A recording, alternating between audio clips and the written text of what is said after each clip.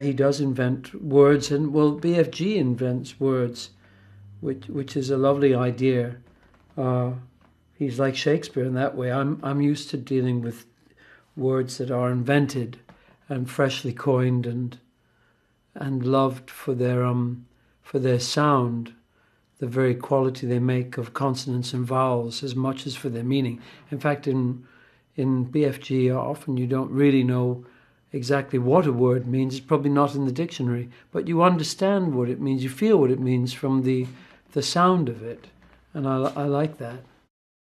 Melissa and Stephen, whoever else has worked on the script, they've sometimes made a thing that's mentioned in the book a little more manifest.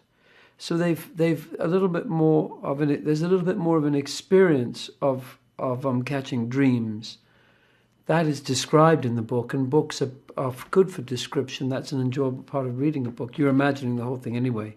But in a film, you're going to see a bit. You need to see a bit more, and so they've shown us some things that are described in the book.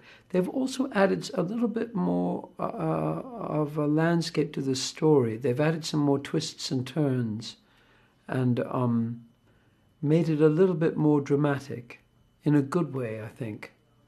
In a way that it gives a little bit more of a chance for you to see the friendship developing between BFG and Sophie. I'd say they've done that very cleverly in their knowledge of how to tell a good story. I think Roald Dahl would be pleased with the things they've done. I think so. Ruby's a very imaginative young woman, and just a complete natural actress. She's someone who'd make you want to believe in past lives, because it just feels like she's landed knowing so much how to do this. I learned from her, really, as you do from all young people, but her ability to take very complicated notes from Stephen, technical notes from Stephen, and make them natural is just miraculous, remarkable. Stephen's very different on this. I think largely to do with Ruby and his wonderful relationship with Ruby, and he's spending so much time in her mindset, which is absolutely the most crucial part of his job at the moment, is his relationship with Ruby, who's never acted in a big film like this. So she's completely dependent on him, and she couldn't have a better person to be leading her through this. So his mind is very much in a young person's frame of how she imagines things, and it's like he's almost climbed into her psyche and imagined what's going to be the best way to express this to her. He's done a superb job of doing that.